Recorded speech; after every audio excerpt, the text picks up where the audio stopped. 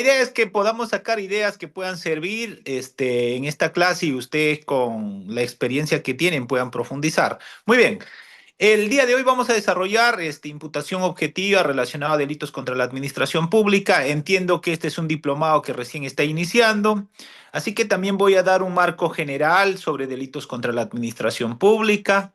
Desarrollaré también el tema de colusión y peculado, sobre todo enfocado a este tema, para que puedan ustedes profundizar un poco este tema del diplomado y puedan llevarlo al aspecto práctico. Muy bien, entonces, primer punto. Antes de entrar al tema de imputación objetiva, tengo que hablar en concreto de lo siguiente. Cuando nosotros vamos a hacer mención a delitos contra la administración pública, hacemos mención a aquellos delitos que no solamente cometen funcionarios servidores públicos, sino también los delitos contra la administración pública pueden ser cometidos por particulares. Primer punto importante a establecer. En todo este diplomado, si no has aprendido ese punto, creo que vas a tener que repetirlo con Reader. En los delitos contra la administración pública cometen delitos de esta naturaleza tanto funcionarios públicos como particulares. Primer punto, no solamente comete un funcionario servidor público. Segundo punto importante que tenemos que mencionar para este tema, para entrar sobre todo en delitos contra la administración pública, es que este tipo de delitos es de infracción del deber. Es decir, una determinada persona, en este caso sobre todo un funcionario servidor público, que va a tener una obligación establecida sobre todo en una norma de carácter extrapenal, va a incumplir, en este caso en concreto, dentro de la administración pública. Por eso, en este tema de delitos contra la administración pública, tú no vas a encontrar en el Código Penal esa norma de carácter extrapenal. Vas a tener que remitirte a otra norma de otra jerarquía, como por ejemplo a la ley de tesorería, como por ejemplo a la ley de contrataciones del Estado, entre otros, para ver sobre todo qué obligación, en este caso en concreto, tenía este funcionario público en el ejercicio de la función pública. Otro tema importante que tenemos que tener en mención en delitos contra la administración pública es que aquí, sobre todo, vamos a encontrar el tema de funcionario servidor público en una norma específica. ¿Dónde vamos a encontrar esa norma específica para delimitar quién es un funcionario o servidor público? En el artículo 425 del Código Penal. Entonces, en el artículo 425 del Código Penal, ustedes van a encontrar a quién se considera como funcionario servidor público y de ese modo puedan ustedes delimitar. Muy bien, señalado esto entonces los primeros puntos generales, mencionaremos entonces el tema de la imputación objetiva. Cuando nosotros hablamos de imputación objetiva, hay que recordar que esta es una teoría del derecho penal que delimita cuándo un resultado lesivo puede atribuirse jurídicamente a una conducta humana, ¿no? En el caso de delitos contra la administración pública, vamos a ver concretamente, por ejemplo, si nosotros le podemos atribuir responsabilidad, por ejemplo, a un alcalde por el simple hecho de que es una máxima autoridad de una comuna edil. En este caso en concreto, entonces, este tema de la imputación objetiva será importante, sobre todo para establecer si en este caso el nexo causal se da o no en este caso en concreto. Ahora, cuando nosotros vamos a hablar entonces de imputación objetiva, también vamos a tener que hacer una diferencia entre la causalidad y la imputación objetiva. En este caso en concreto, va a ser necesario, sobre todo, hacer una diferencia que la causalidad natural, en este caso en concreto, va a eximir de responsabilidad. En cambio, en la imputación objetiva, ese resultado que puede atribuirse jurídicamente al autor tiene que haber, tiene que haber generado un riesgo ilícito, ¿no? En este caso, ese riesgo ilícito, sobre todo en delitos contra la administración pública, vamos a ver con la relación funcional que tiene este funcionario servidor público dentro de la administración pública. Por eso en los delitos contra la administración pública no será suficiente que una determinada persona sea funcionario servidor público para imputarle un determinado delito. Ejemplo, si una determinada persona es alcalde, de una determinada municipalidad no será suficiente para decirle que este es autor del delito de colusión, es autor del delito de peculado, porque ese tipo de delitos requiere, además de que sea funcionario o servidor público, otros elementos que el tipo penal exige. Por ejemplo, si nosotros ponemos en este punto el peculado va a exigir que este funcionario, servidor público, alcalde, tenga, por ejemplo, una relación funcional con el bien en administración, custodia o percepción, y luego se produzca la apropiación para sí o para otro, ocasionando un perjuicio al Estado. Entonces aquí, sobre todo, hay que hacer esta diferencia entre causalidad e imputación objetiva. En concreto, en la imputación objetiva va a ser necesario que se genere un riesgo ilícito y va a ser necesario realizar este análisis normativo y funcional. Ahora, otro tema importante en este tema de la imputación objetiva aplicado a delitos contra la administración pública sería, por ejemplo, lo siguiente, ¿no? En este caso en concreto. Si un funcionario participa en un proceso de selección, pero no tiene ese poder de decisión, la pregunta es, esta persona, si participa en un proceso de licitación y no tiene ese poder de decisión para otorgar, por ejemplo, la buena pro, esta persona podrá ser imputable penalmente en nuestro medio. Entonces, por ejemplo, yo les menciono, si una determinada persona, como funcionario, participa en actos preparatorios, pongamos. Es el encargado de hacer el estudio del mercado. ¿Se le podrá imputar, por ejemplo, el delito de colusión en nuestro país a este servidor o funcionario público que realiza el estudio de mercado? Yo les pregunto a ustedes. ¿Será?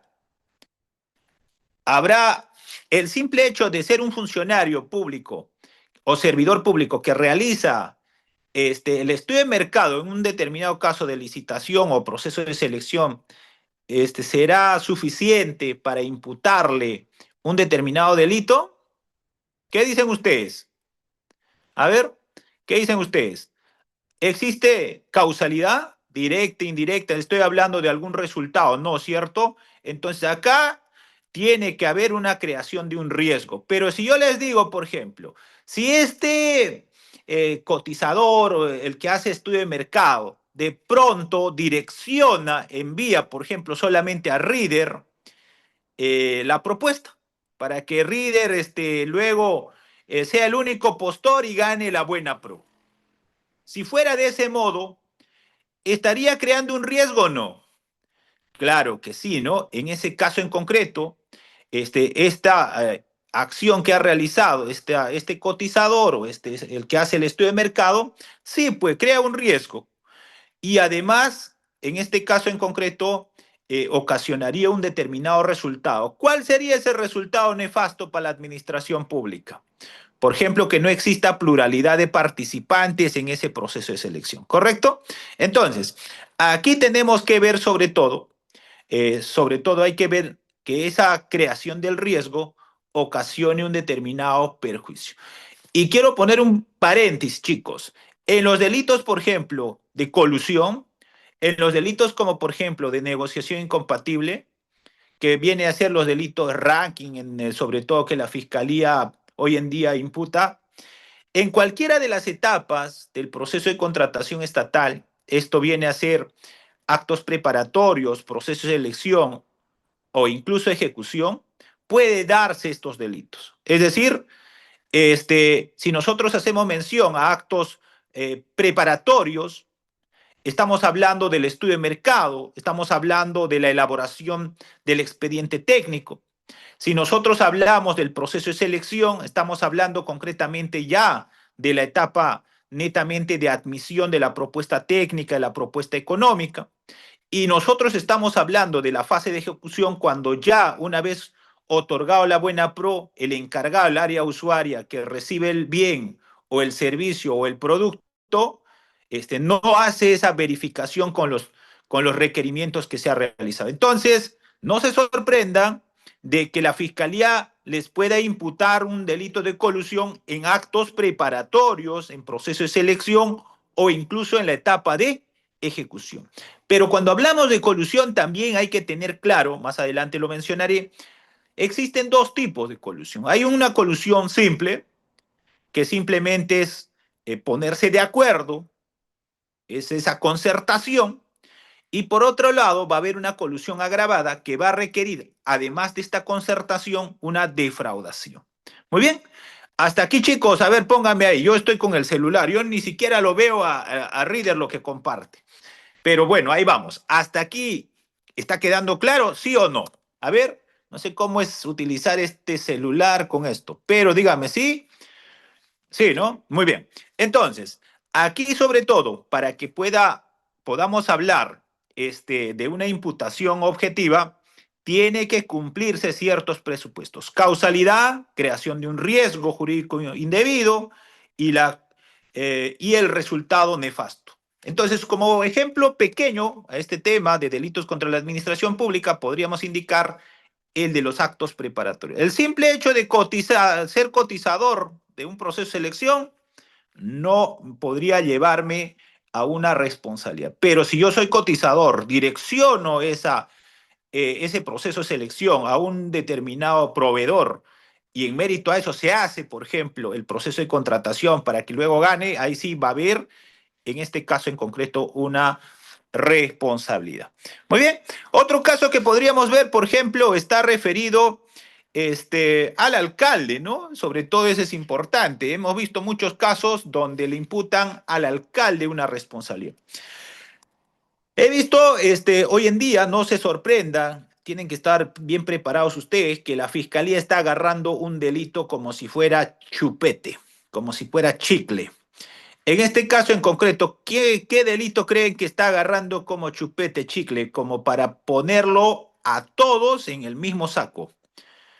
Banda criminal en la comisión de delitos contra la administración pública. A ver, yo les pregunto a ustedes, ¿alguno de ustedes ya ha visto banda criminal enfocado a delitos contra la administración pública? ¿Sí o no? A ver, póngame ahí, sí, sí, sí o no, no, para yo comentarles un poco de esto. ¿Ya? A ver, póngame sí, sí, sí o no, no. ¿No? Sí, algunos veo que sí, ¿no? Entonces, chicos, esto viene a ser como antes la fiscalía le gustaba hacer, por ejemplo, crimen organizado vinculado a actos de corrupción. Ahora el chupete, ese chicle, ese caramelo, esa miel en la fiscalía es imputarte por banda criminal, pero para la comisión de delitos contra la administración pública. ¿Correcto?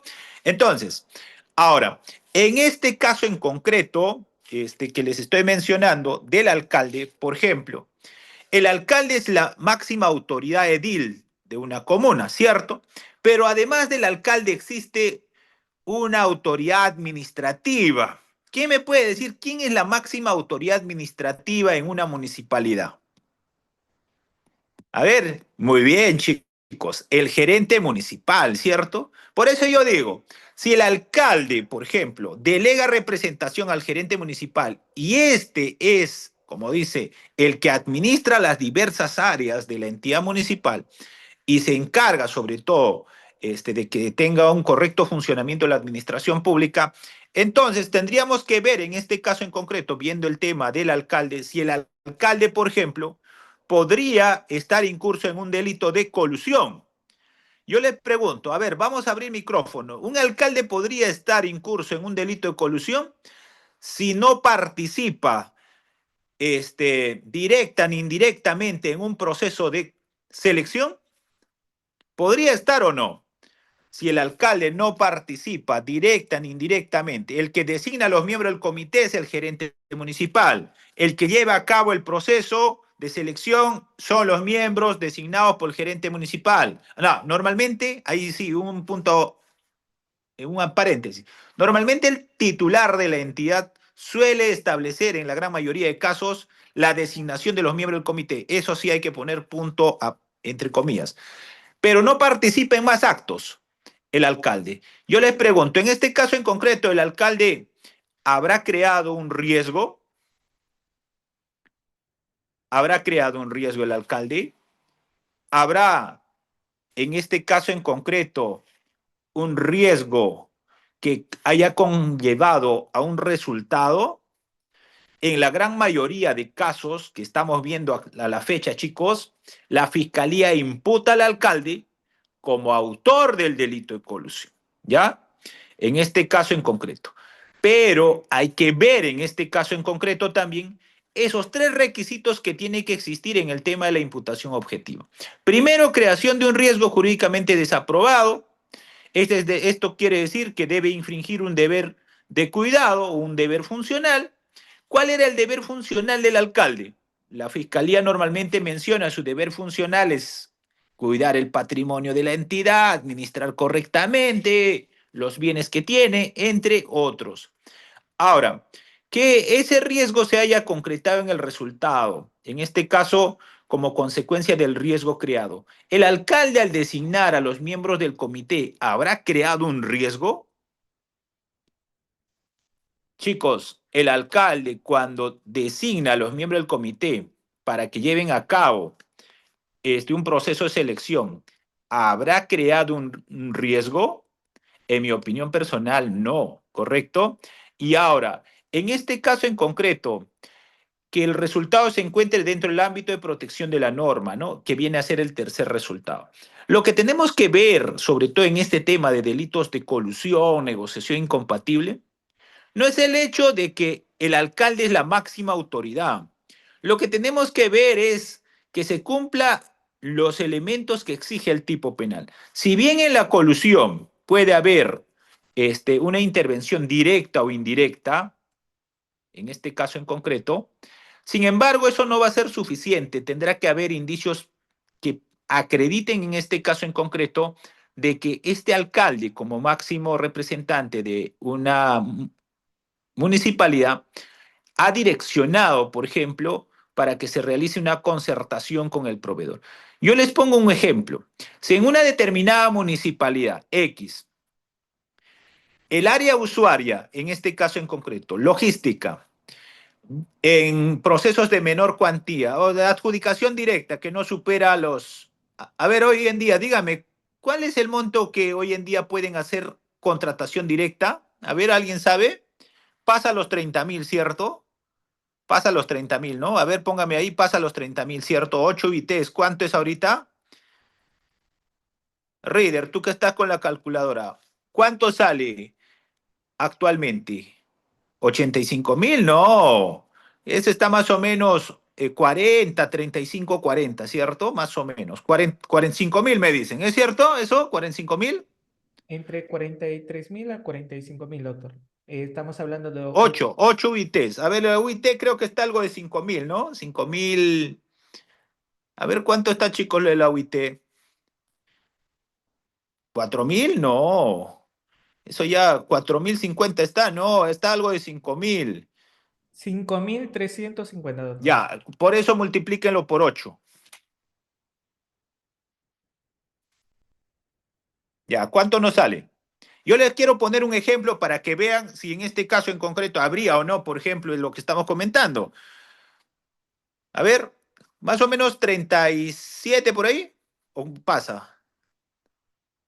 42.800, doctor. Ya, 42.800. Ya, imaginemos este supuesto. En una determinada municipalidad, el área de contrataciones logística dice, bueno, vamos a comprar bienes que no superan 42.800 y le vamos a mandar directamente a Reader para que nos venda.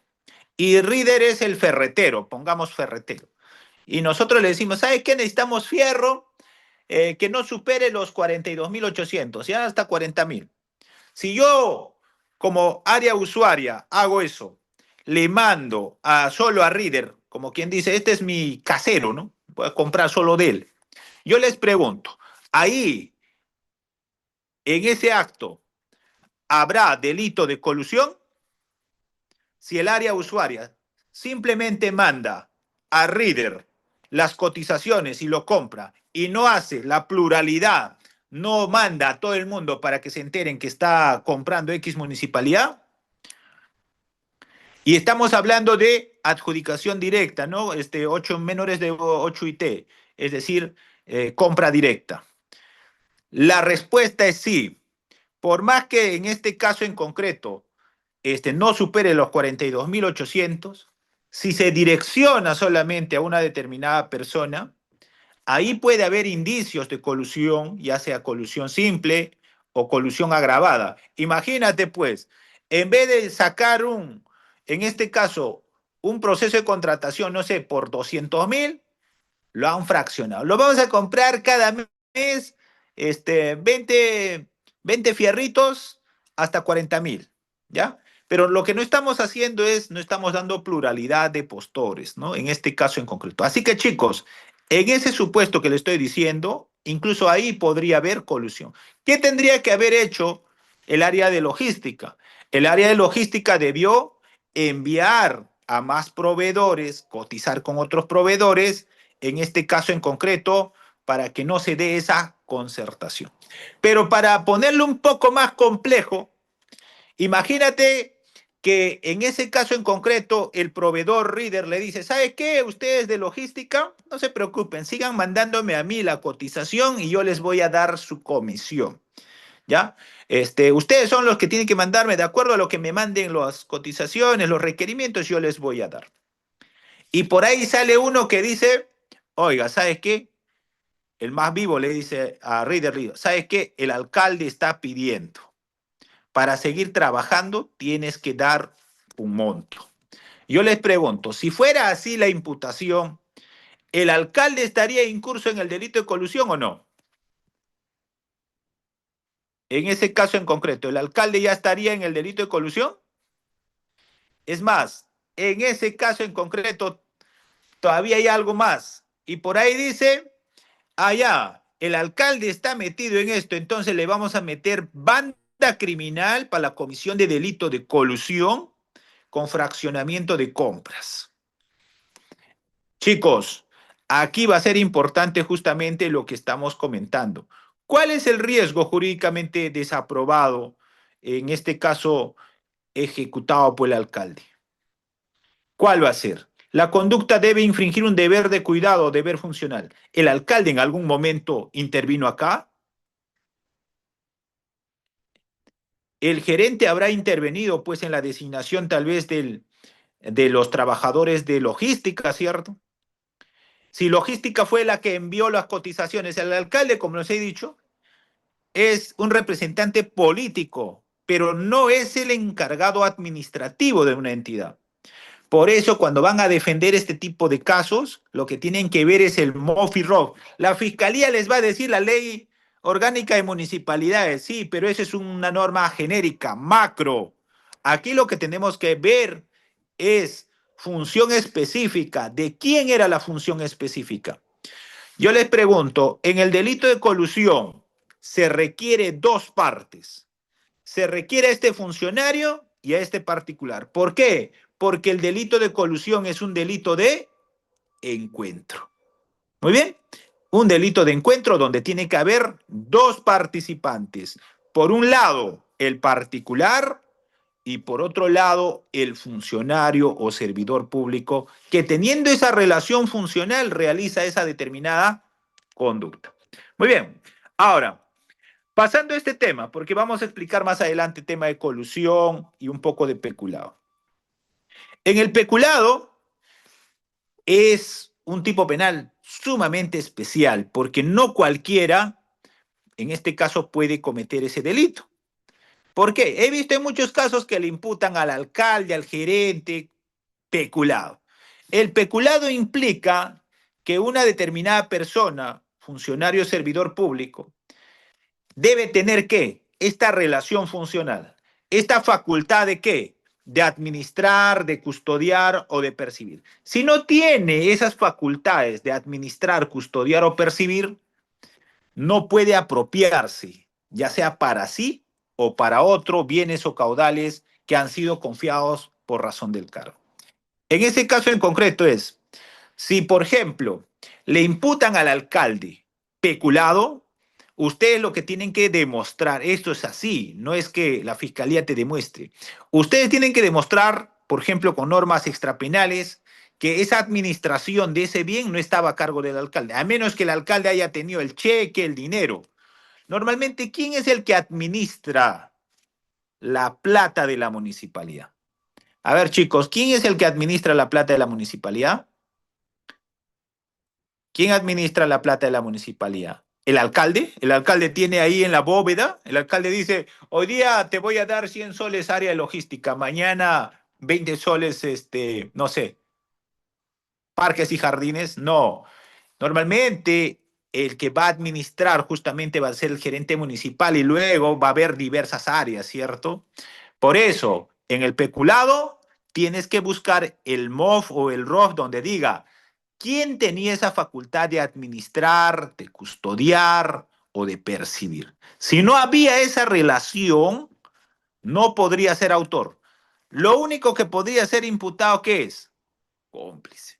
Porque aquí en el delito de peculado, para ser cómplice, no me exige una cualidad especial. Puede ser un particular o puede ser incluso un funcionario o servidor público que trabaja dentro de la entidad. Muy bien. Ahora, otro ejemplito, el caso que le están viendo ustedes, ¿no? Que está referido a este peculado. Funcionario retira dinero para gastos operativos, pero lo usa para pagar su celular. ¿Le imputamos? ¿Imputación objetiva? ¿Sí o no?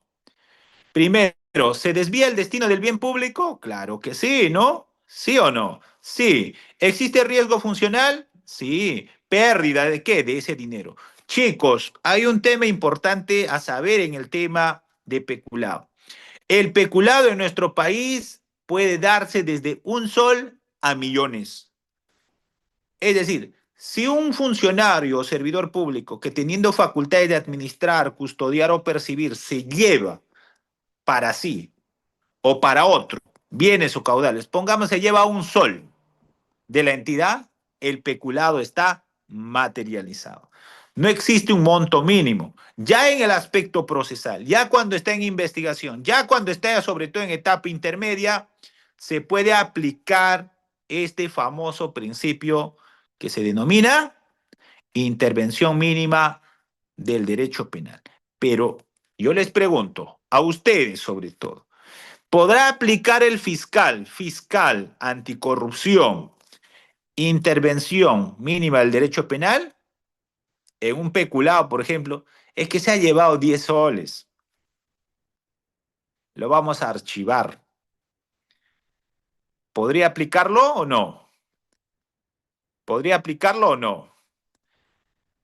Normalmente no.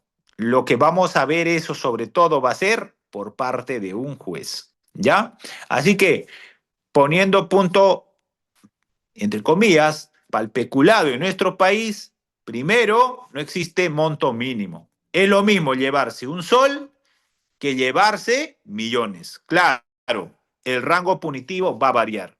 Si se va a llevar millones, va a ser peculado agravado, ¿cierto? Muy bien, listo. Vamos corriendo entonces.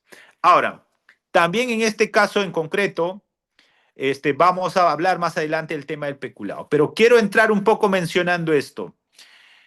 Va a haber en este caso en concreto exclusión de la imputación cuando justamente no va a cumplir ese elemento. No hay un riesgo permitido. Por ejemplo, el médico que opera con consentimiento. No hay sanción. Yo le pregunto otro, a ver si están atentos a las modificatorias. Si hoy comete delito de sicariato un muchacho de 17 años, ¿está exento o no de responsabilidad penal?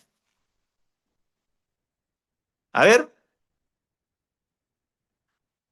¿está exento o no de responsabilidad? Si hoy un muchachito de 17 años da muerte a otro, sicariato, ¿está exento o no de responsabilidad? No, ¿cierto? ¿Por qué? Porque el legislador ya modificó la responsabilidad penal, ahora ha reducido el margen, ha establecido para cierto tipo de delitos que a partir de los 16 responderán penalmente como si fuera un adulto, ¿cierto? Ya más adelante ustedes seguramente y ya habrán hecho un análisis de que ese tipo de legislación no es correcta. No pueden discriminar que para este tipo de delitos sí, para este delitos no. Eso está mal.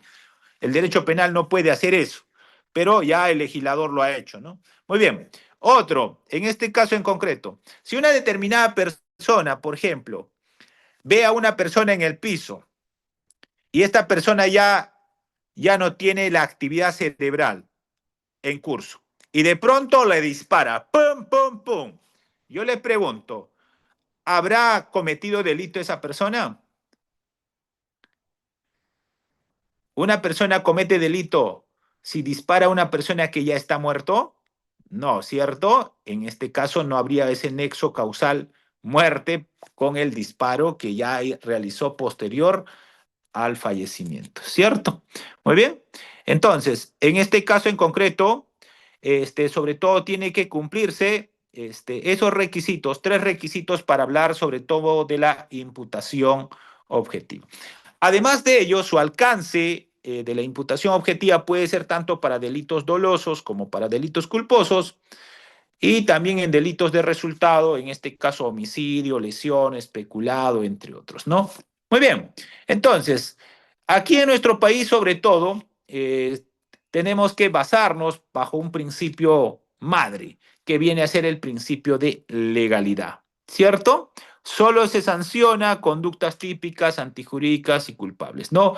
Para eso tenemos que recordar las categorías del delito: conducta, tipicidad, antijuricidad, culpabilidad y punibilidad. Muy bien. A ver, si yo les pongo un ejemplito. Si, por ejemplo, ahora está ocurriendo en una determinada calle de Lima, y yo estoy en Tacna, de pronto están correteándole a un asaltante.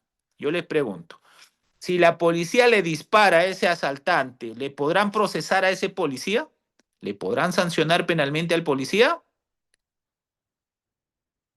De pronto, un asaltante pues está correteando ahí por las calles de donde vive Reader, por Jesús María, y de pronto un efectivo policial le dispara.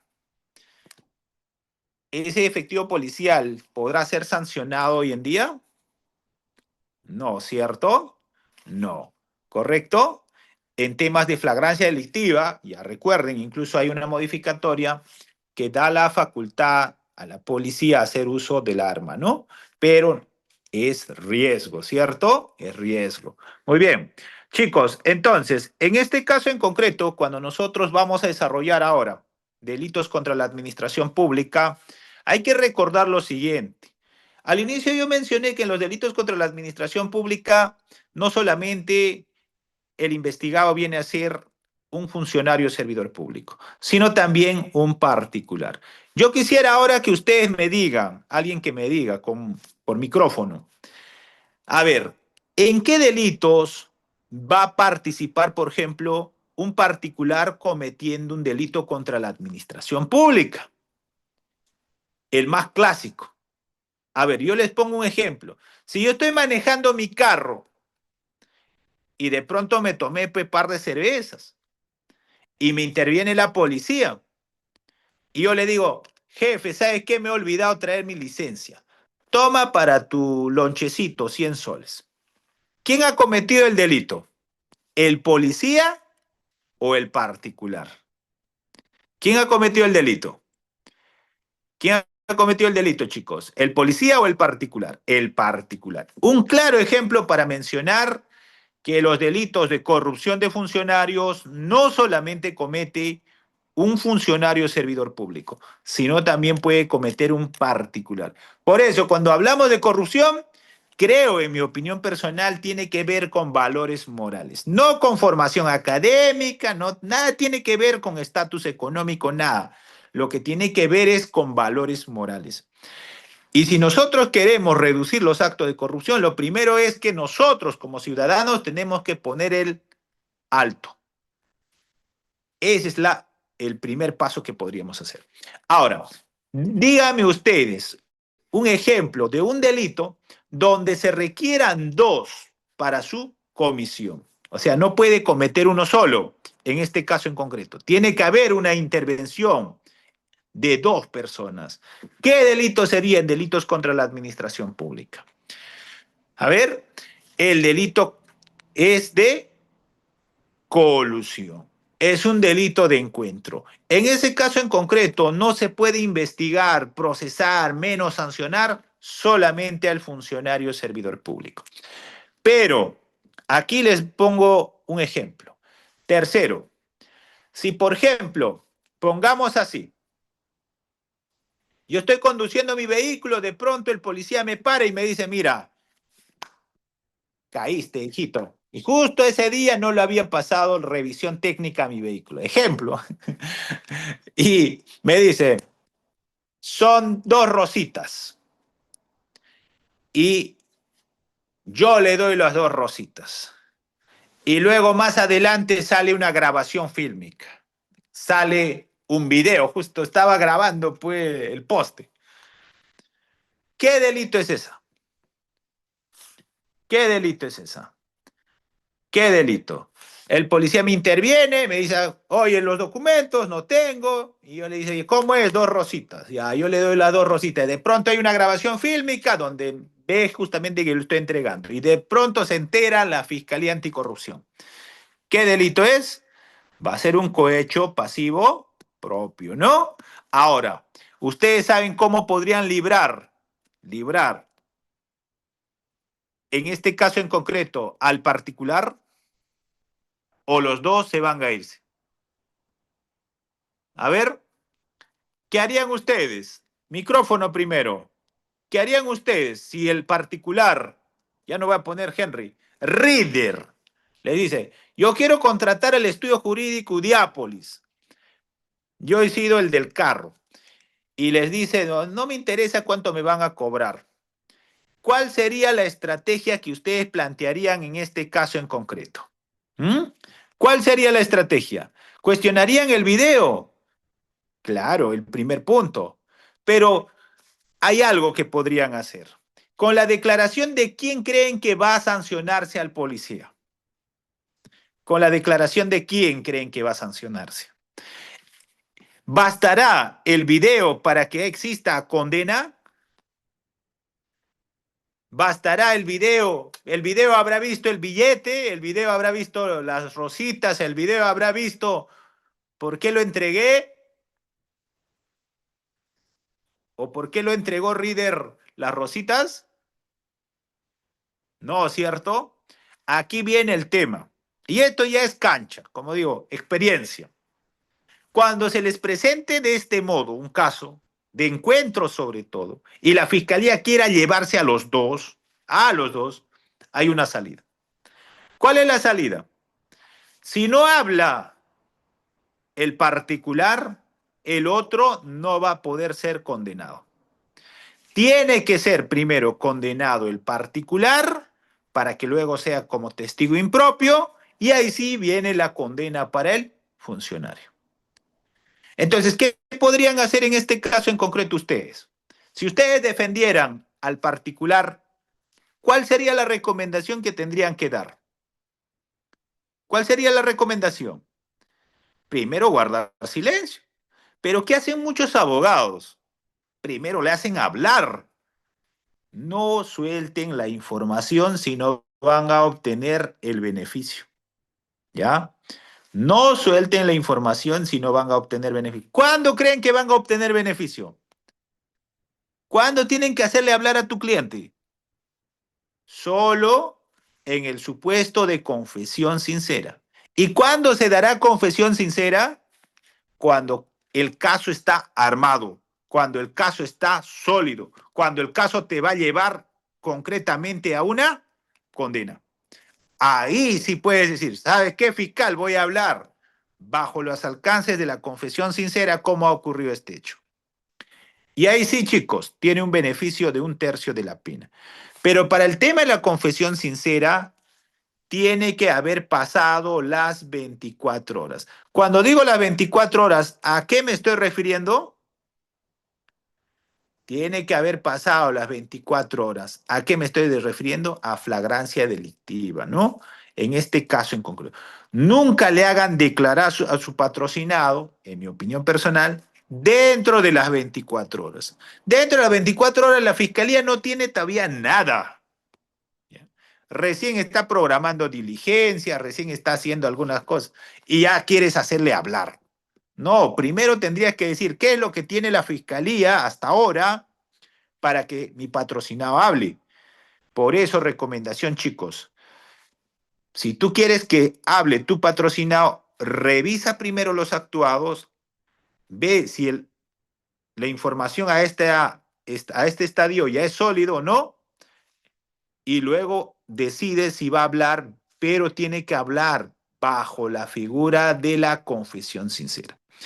Si entra el tema de la confesión sincera, ese caso llegará a terminación anticipada. O sea, tú le vas a decir, mira fiscal, mi patrocinado va a hablar y va a decir algo más que tú no sabes. Y además de eso, yo quiero negociar contigo la pena. ¿Para qué ya voy a ir a juicio? Vámonos a una terminación. Empiezas a negociar, terminación más confesión sincera. Y de ese modo vas a poder ayudarle muy bien. Así que una recomendación para todos los que quieran adquirir eso. Si no te gusta, sigue litigando a tu modo. Muy bien. Ahora, entonces, vamos a entrar al tema de colusión. Más adelante en la pregunta, si ustedes me preguntarán los vacíos que podría haber quedado sobre este tema. Ahora, en el tema de colusión, que seguramente va a venir también otro profesor y que les va a explicar tal vez con mayor precisión, mayor información, mayor profundidad. Pero esta tarde o esta noche yo te quiero dar ciertas pautas. En el delito de colusión, lo primero que tengo que mencionar es direccionado a la fiscalía. A ver, pero antes de direccionar a la fiscalía, porque estoy un poco amargo con la fiscalía, ¿ya? Póngame ahí, fiscalía, sí, sí, sí, o no, no, no. Si no veo por lo menos 5, fiscalía, sí, sí, sí, no le voy a dar estrategia a la fiscalía, ¿ya? A ver, voy a verlos. Por lo menos 5 a 10 que me digan fiscalía, sí, sí, sí. Si no hago estrategia solamente para la defensa. Solamente para la defensa. ¿Sí? Fiscalía, sí. Listo. Muy bien. Ahora, en este caso en concreto, en delitos de colusión, la fiscalía debe enfocarse a realizar la investigación no solo con la información documental. ¿Qué quiere decir esto en pocas palabras? Normalmente en este tipo de delitos contra la administración pública, la fiscalía lo único que hace es lo siguiente. Primero, o bien entra un informe de control y ese informe de control lo consideran como si fuera una torta, y luego lo que hacen, sobre todo, es llaman testigos, por ahí hacen alguna pericia y acusan. No, eso no es suficiente para el delito de colusión. Cuando ustedes estén en delitos de colusión como Ministerio Público, lo que tienen que hacer es pensar del siguiente modo. En delito de colusión, la información física, los documentos, van a estar bien elaborados, porque se entiende que para la concertación hubo un acuerdo, hubo un acuerdo donde han dicho de este modo lo vamos a hacer. Lo que tienen que irse sobre todo es para investigar indicios más alejados. ¿A qué me refiero? Lo primero es que tienen que investigar sobre todo referido a la información electrónica. Cuando se va a realizar un proceso de contratación estatal de bienes o servicios, normalmente se utiliza medios tecnológicos. Va a haber un sistema, va a haber el SEACE, va a haber correos electrónicos, va a haber llamadas telefónicas. En ese sentido, sobre todo lo que tienen que hacer como fiscalía es que tienen que empezar a pensar como en los casos de lavado de activos. ¿Qué hacen los fiscales de lavado de activos, chicos? Los fiscales de lavado de activos dicen, vamos a empezar a buscar todo, ¿ya? En cambio, los fiscales anticorrupción, no sé si por la carga, no sé si por falta de experiencia, solo se limitan, en la gran mayoría de casos, al expediente. Aquí lo que tienen que hacer es, sobre todo, búsqueda de información electrónica, correos electrónicos, tienen que también hacer la búsqueda, sobre todo, del patrimonio de los funcionarios, y no solamente los funcionarios, sino también de su entorno familiar.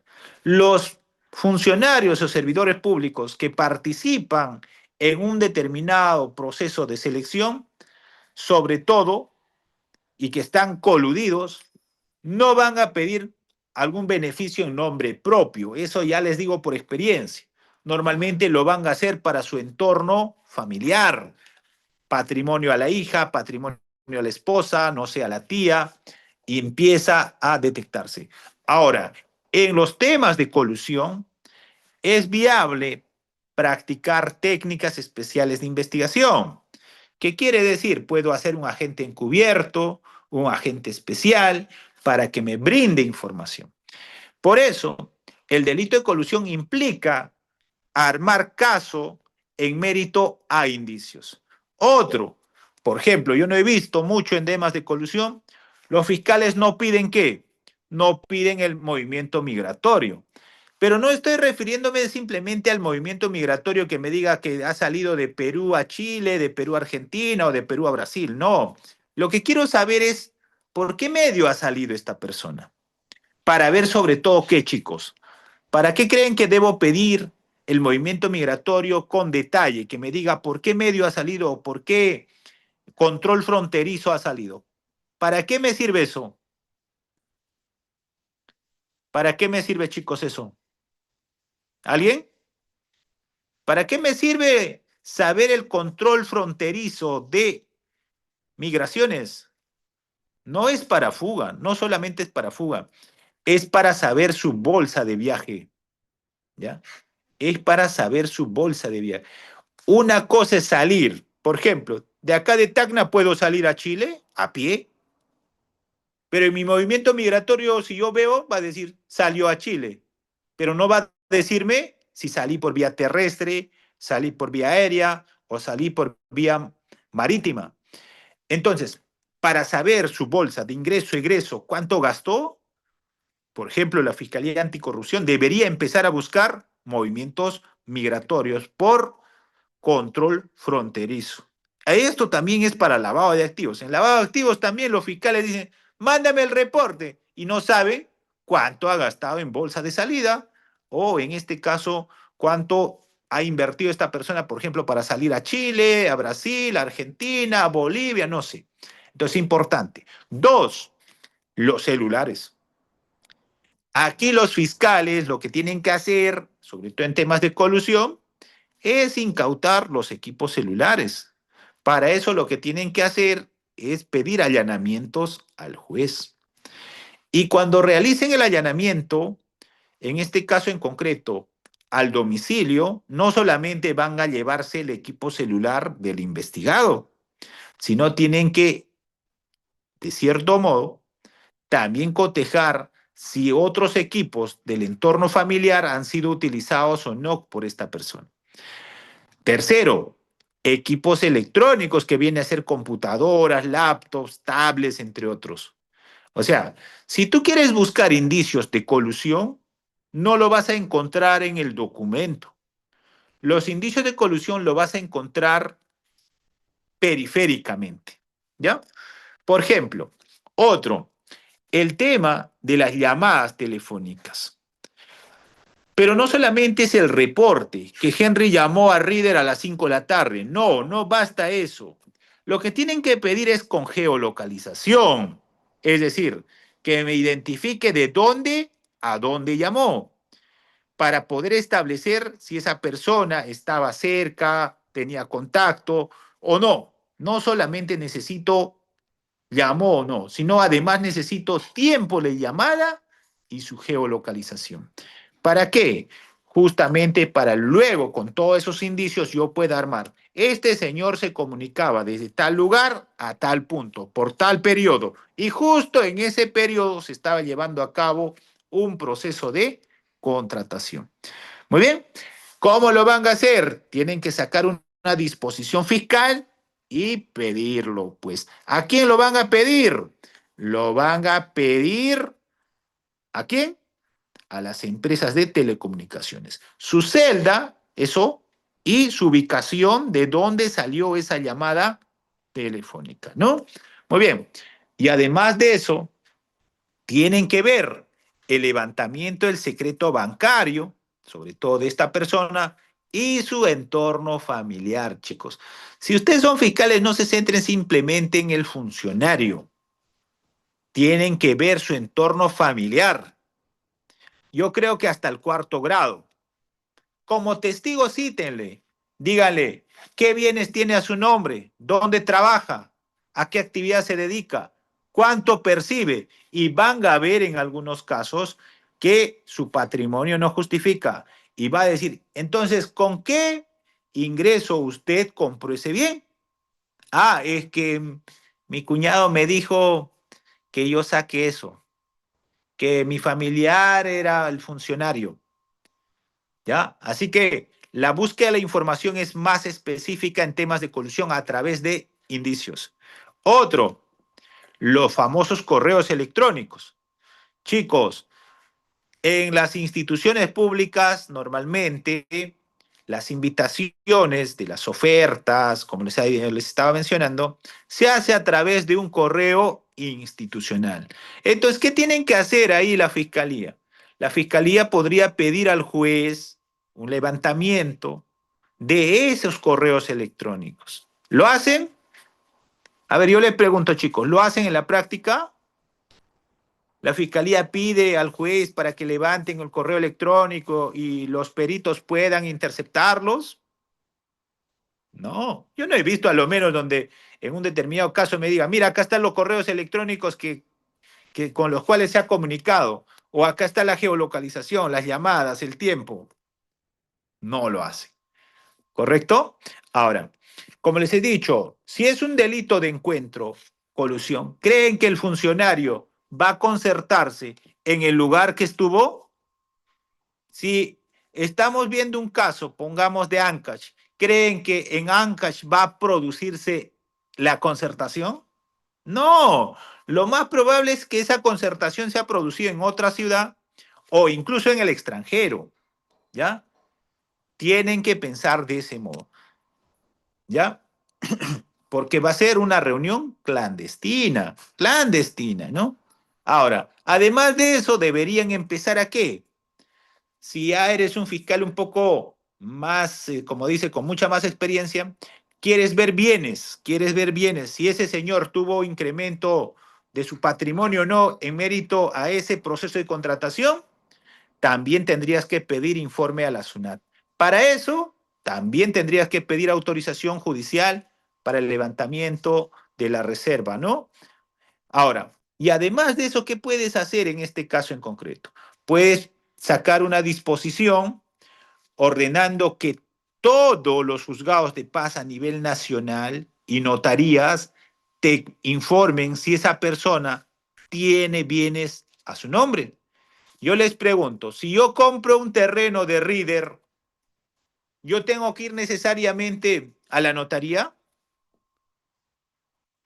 ¿Tengo que ir necesariamente a la notaría para poder hacer la transferencia?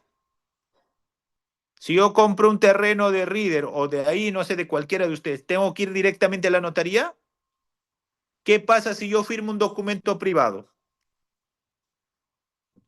y luego pongo una cláusula que en determinado momento se va a materializar con la fecha cierta?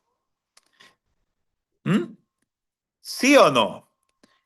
Entonces, ¿qué pasaría si este funcionario, en mérito a este acuerdo colusorio, porque el acuerdo colusorio, desde mi punto de vista, tiene un interés? ¿Cuál es ese interés? Normalmente es un beneficio económico para sí o para otro. No creo que un funcionario se concierte, se ponga de acuerdo con otro a cambio de nada.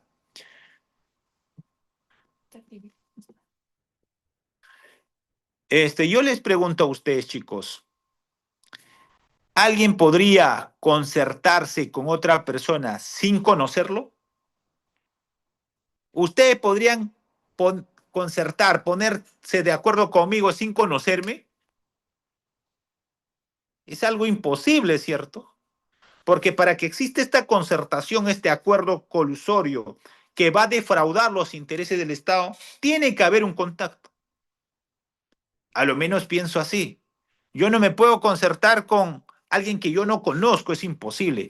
Y dos, desde mi opinión personal, tiene que haber un beneficio.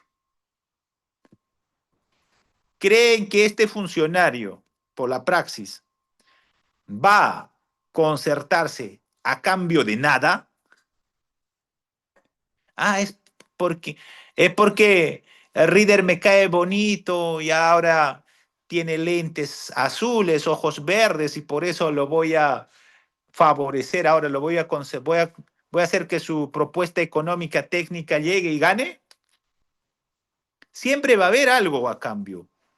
Por eso yo digo, en la administración pública, el que hace este tipo de conductas mercantiliza la función. No creo, en mi opinión personal, exista un delito de colusión que es de encuentro sin que exista a cambio nada, a lo menos en mi opinión personal. Volviendo entonces al punto de la fiscalía. Además de la fiscalía que puede hacer ello, también puede hacer qué. Si la fiscalía, hoy en día las fiscalías anticorrupción tienen mucha capacidad logística porque tienen un buen equipo.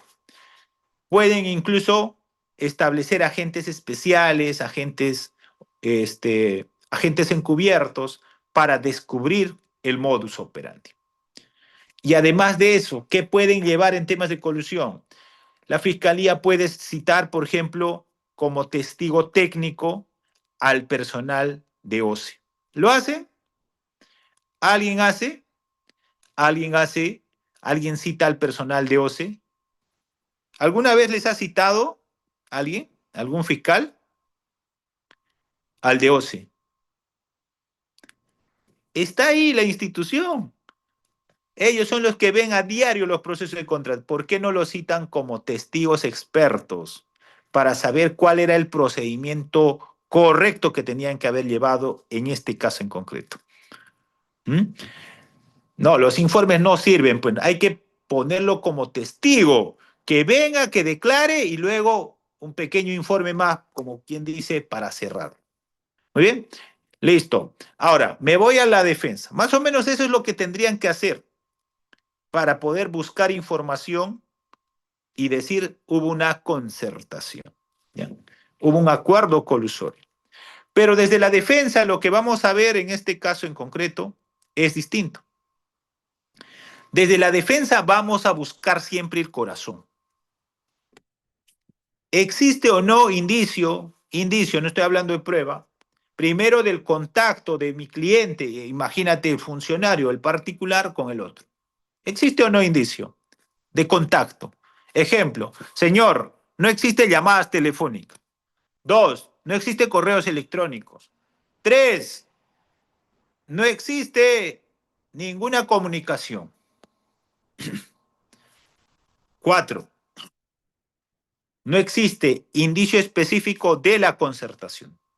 Fiscalía tiene que decirme si existe colusión, en este caso en concreto, cómo estas personas se han puesto de acuerdo para poder defraudar los intereses del Estado. Y eso tiene que ser en base a indicios.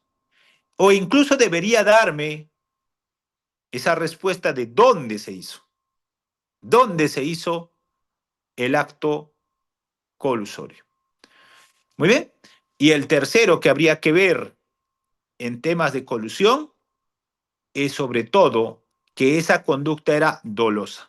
No hay colusión culposa. A ver, un segundo.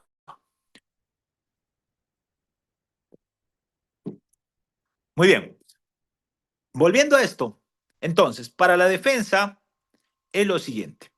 Ustedes pueden hacer una defensa en temas de colusión de forma activa o pasiva, dependiendo a lo que te mencione el cliente. Si la fiscalía no hace lo que ya mencioné, simplemente espere y una vez que finalice la investigación, atacan por ahí. Pero si la fiscalía y si tu cliente te dice, mira, doctor, yo nunca me he comunicado, yo no he hecho nada, entonces pidan actos de investigación para corroborar que no hubo concertación. Ahora, cuando hablamos de colusión, tenemos que hacer mención a sus elementos. Y yo les había mencionado al inicio que no basta ser funcionario o servidor público para estar en un delito contra la administración pública, específicamente como funcionario o servidor público. Funcionario público, en mi opinión personal, será aquel que tiene poder de decisión, el que puede mandar dentro de la administración pública. En cambio, un servidor público es aquel que no va a tener esa facultad, no va a poder dirigir, simplemente es un ejecutor. Pero para estar en colusión no basta ser un funcionario servidor público. Tiene que haber, ¿qué? Relación funcional. En este caso, esa relación funcional, ¿quién lo va a otorgar? Una autoridad administrativa. Por ejemplo, el gerente designa a los miembros del comité. Existe una resolución. Y teniendo estas facultades como miembro del comité, participa, por ejemplo, en las contrataciones de bienes o servicios que lleva a cabo el Estado. Y en esa participación que tiene como miembro del comité llevando a cabo ese proceso de contratación, se produce la concertación. ¿Con quién? Con el particular. La concertación no puede ser con un funcionario, tiene que ser un extraneus, tiene que ser alguien distinto a ese funcionario que está participando. Ahora, en el tema de la colusión, hay que mencionar que hay dos puntos. La colusión simple, que simplemente sanciona la concertación y también la pena es menos, y la colusión agravada, que implica concertación más defraudación. Entonces, en la colusión agravada, el fiscal tendrá que llevar además una pericia contable financiera que establezca el perjuicio económico, porque ese es un elemento del tipo. Ahora, en esta defraudación, sobre todo se tiene que acreditar que se ha ocasionado ese daño por la conducta del funcionario o servidor público que habría concertado y ha defraudado al Estado. Muy bien. Ahora, señalado esto, entonces podemos mencionar lo siguiente. En el delito de colusión va a haber un sujeto activo. Ese sujeto de activo siempre será un funcionario servidor público. Dos, en el delito de colusión habrá un sujeto pasivo. Ese sujeto pasivo será el Estado. Pero hoy en día, en el tema de colusión y delitos contra la administración pública, el sujeto pasivo está representado por la Procuraduría Pública especializada en delitos de corrupción. En los delitos contra la administración pública, sobre todo, va a depender a qué tipo específico nos referimos el bien jurídico protegido. De manera general, podríamos decir que el bien jurídico protegido en delitos contra la administración pública es el correcto funcionamiento de la administración pública. Por eso una recomendación, si tú estás pensando entrar a la administración pública, trabajando para el Estado, jamás te vas a hacer rico, ¿ya? ¿Por qué no te vas a hacer rico? Porque trabajar para el Estado implica tener un nicho, tener un tope, saber cuánto va a ser tu ingreso. La recomendación es, si tú quieres entrar a la administración pública, debes entrar para brindar un servicio, sabiendo que vas a ganar un determinado monto y que no puedes ganar más de eso. Por eso, desde mi punto de vista personal, en este caso en concreto, la vía idónea para hacer dinero no es la administración pública, es el ámbito privado. Y en el tema del delito de colusión, justamente ese bien jurídico protegido va a ser la idoneidad, el celo profesional en el cumplimiento de las obligaciones que va a tener este funcionario o servidor público. En pocas palabras, este señor o señora que participa en cualquier etapa del proceso de contratación debe ser imparcial, debe dar la oportunidad a que más postores participen, debe actuar con objetividad, debe buscar el bien común y no un interés personal en este caso en concreto. Entonces, ese bien jurídico, sobre todo en colusión, va a tener una repercusión sumamente importante en dos temas específicos. ¿Cuáles? Primero, yo les pregunto a ustedes, el delito de colusión que afecta el patrimonio del Estado, ¿duplica el plazo de prescripción. ¿Ya? O sea, estoy diciendo, como afecta el patrimonio del Estado, el plazo de prescripción se va a duplicar. Y el segundo, no va a existir beneficios. ¿Qué beneficios? ¿Qué beneficios, chicos? Beneficios penitenciarios, ¿ya? Hay que estar claros en esto. Primero, la prescripción se duplica porque afecta el patrimonio del Estado. Segundo, no existe beneficios penitenciarios. Es decir, en pocas palabras, se va a comer el periodo de la pena impuesta. Y la pena es, sobre todo, efectiva, ¿no? Así que en este caso en concreto hay que tenerlo bien claro eso. Muy bien. Ahora, además de esto, a ver, Reader, ¿puedes correr un poco? ¿No? Estamos en bien jurídico, ¿no? Además de eso, hay que precisar que el corazón, en este caso en concreto, del delito de colusión, un delito de encuentro, es la concertación. ¿Cuál va a ser la diferencia entre el delito de colusión y el negociación incompatible? Justamente es la concertación. Negociación incompatible, interés indebido. Colusión, concertación, ¿ya? Concertación. No puede haber uno solo que se coluda, tiene que haber dos. Y ese dos es un funcionario, servidor público y un particular. Y además de eso, es uno de los delitos donde se sanciona en forma colegiada. ¿Qué quiere decir? Que se sanciona a los tres. Ahora, al igual que en el delito de colusión, existe otro delito que se llama negociación incompatible. En ambos, sobre todo, sancionan a tres personas que participan en el proceso de selección. Pero hay una forma de librarse. ¿Cómo te puedes librar si te nombran como miembro del comité y tú eres honesto? Pues el chueco es el otro, pero tú eres recto. Tú dices, no, yo no voy a entrar a estas jugadas, yo no quiero. ¿Alguien me puede decir cómo me puedo salvar como miembro del comité en un proceso de posible colusión? A ver, chicos.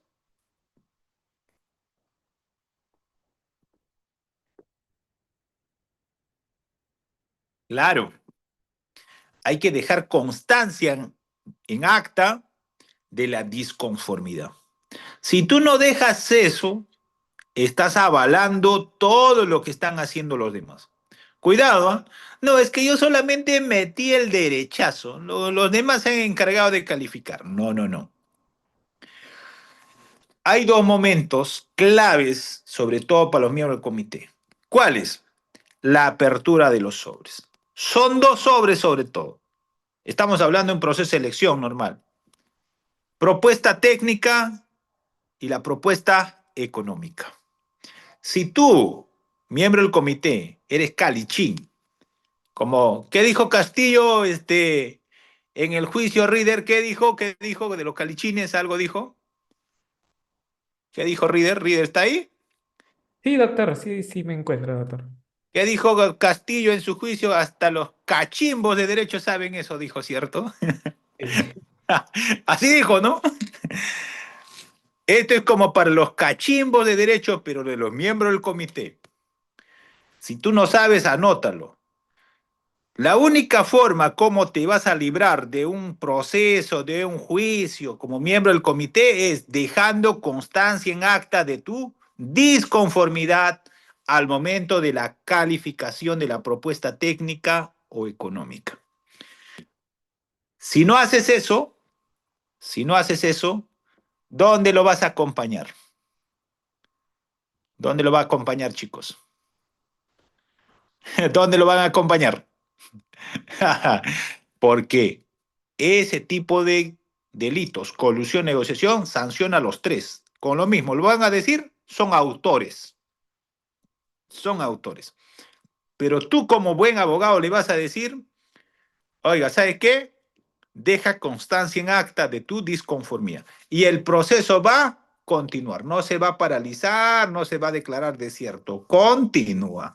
¿Por qué, chicos? Porque el delito de colusión es un delito doloso, ¿ya? El delito de colusión es un delito doloso. Por eso, cuando ustedes van a revisar una acusación fiscal, revisen imputación concreta. Si el fiscal dice, A, B, C, miembro del comité, omitieron calificar correctamente la propuesta técnica económica, ¿será correcto? No. No es omitir. Omitir sería otro delito. Aquí la imputación no puede ir con omitir, ¿ya? Ahí no va. Lo que tiene que decir es que con pleno conocimiento de que tenían que rechazar esa propuesta económico-técnica, dieron una puntuación mayor o admitieron la propuesta, direccionaron a esa empresa, lo que sea. Ahí está la clave para los miembros del comité. La única forma como te vas a librar es dejando constancia en acta de la disconformidad. Yo les pregunto, ¿los miembros del comité pueden modificar las bases del proceso de contratación? ¿Pueden o no? No.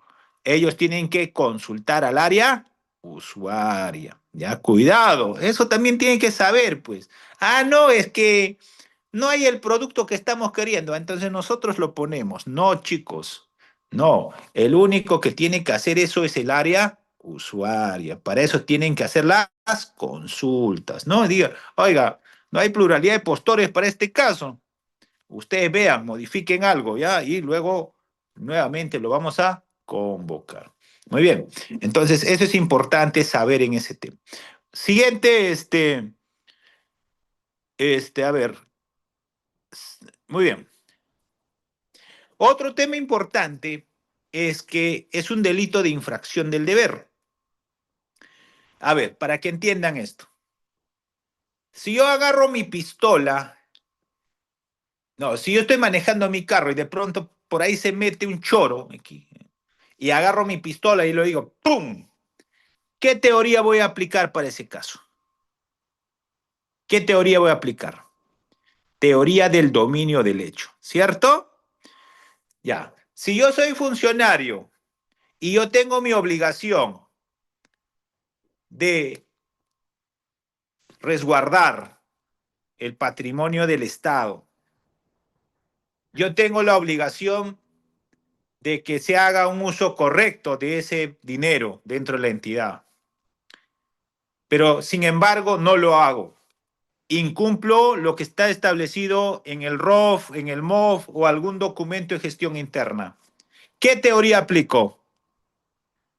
Infracción del deber. ¿Correcto? Entonces, sobre todo hoy en día, cuando vamos a resolver un determinado caso, vamos a aplicar una de estas dos teorías dominantes. Hay más teorías, pero dominantes. Teoría del dominio del hecho, homicidio, robo, hurto, y teoría de infracción del deber, sobre todo en este grupo de delitos contra la administración pública. ¿Por qué? Porque ese deber que se vulnera no va a estar en el tipo penal, va a estar en otra norma de carácter extrapenal, donde va a decir cuál era su obligación, qué tenía que hacer, cuál era la expectativa que se tenía sobre esa persona. Por eso, para la defensa es clave, que tienen que identificar si ese funcionario ha infringido o no un deber especial, no un deber general. ¿Eh? Deber general es honestidad, por ejemplo. No, no, no, tiene que haber un deber específico que infrinja. Por eso, cuando ustedes van a ver una acusación de la Fiscalía Anticorrupción, tienen que decir, ¿y cuál es la norma específica que ha infringido mi patrocinado con esta conducta? Y la Procuraduría Anticorrupción, sobre todo cuando justifica el daño, dice, el daño es a la sociedad. ¿Y cómo es el daño a la sociedad? ¿Ya? Entonces, esa infracción del deber tiene que ver con una norma de carácter extrapenal que tiene que estar plenamente identificado. Muy bien. Siguiente.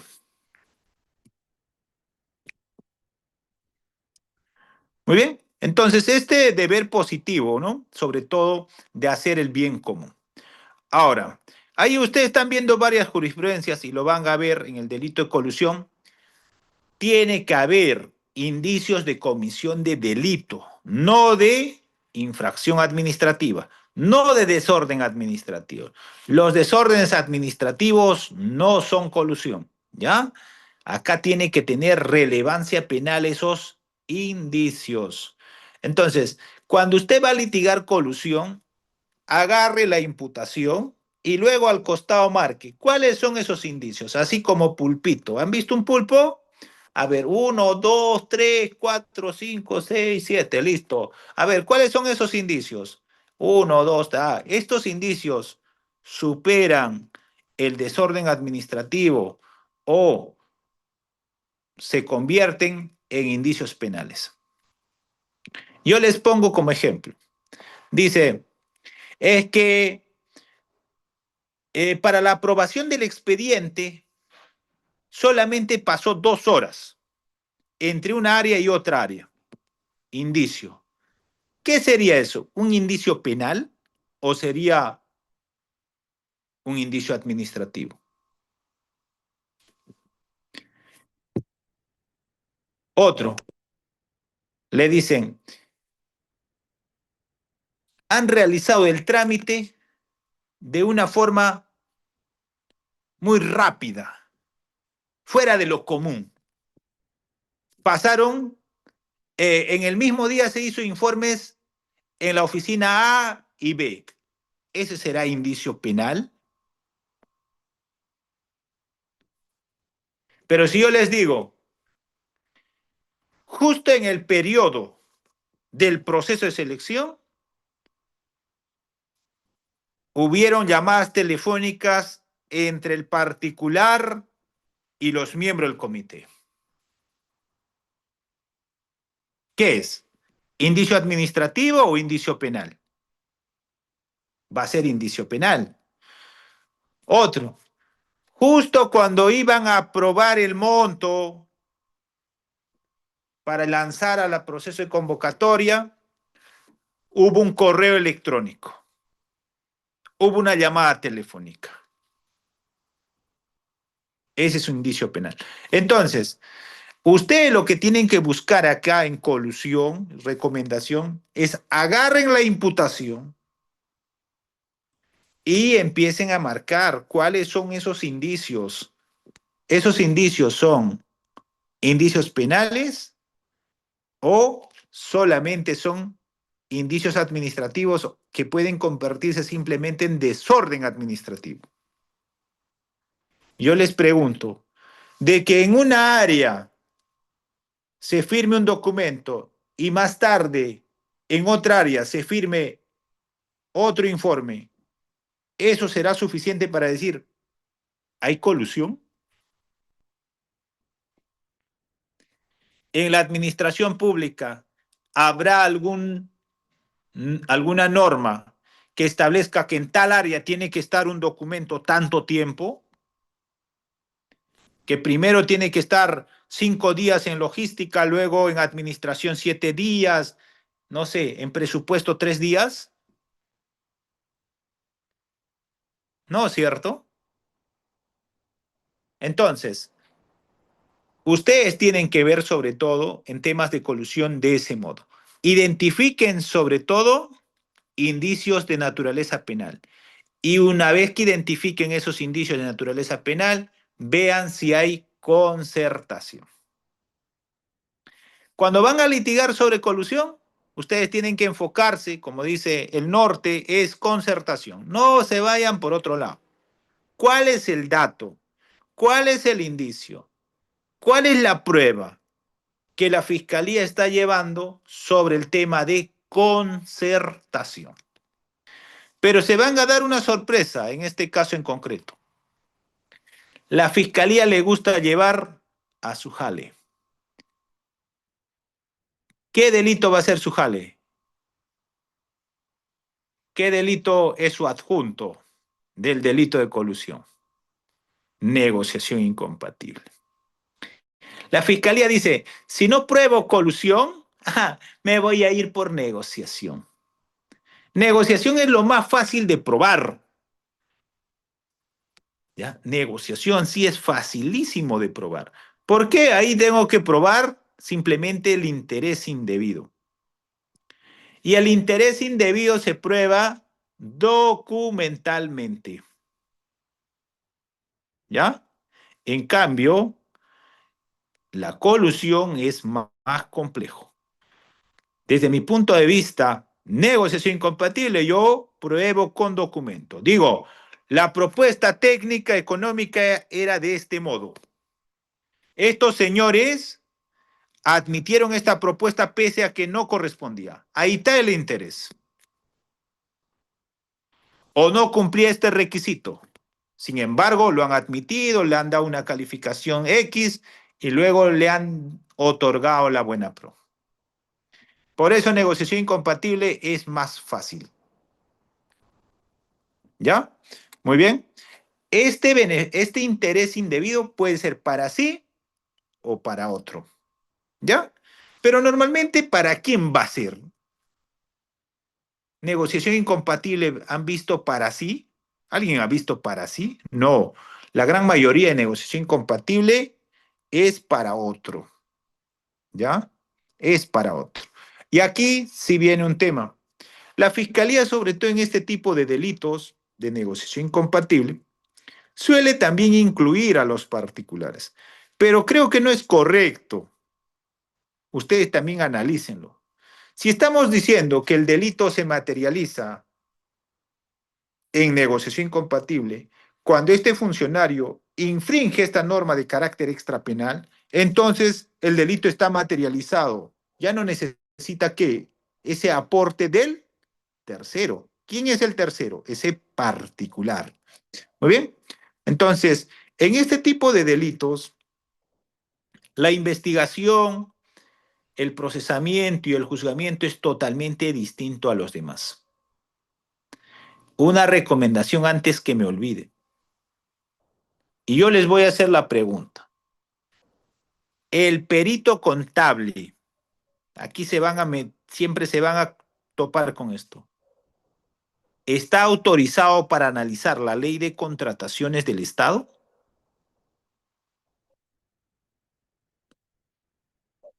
A ver, van a toparse con esto, estoy seguro, seguro, y luego me van a estar escribiendo.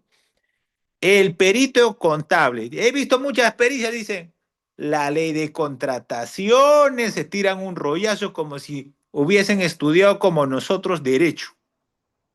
No es su especialidad. No tienen facultad para ello. ¿Qué es lo que tienes que hacer?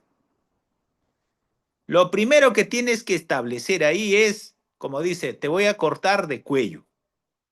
¿Y cómo le vas a cortar de cuello, sobre todo en juicio oral? No en la prepa. En la prepa no hay que darle oportunidad para que se corrija. Chicos, antes que me ponga al nivel de juicio, la prepa no es para advertirle a la fiscalía que tiene error. Si tú identificas el error, tenlo para ti.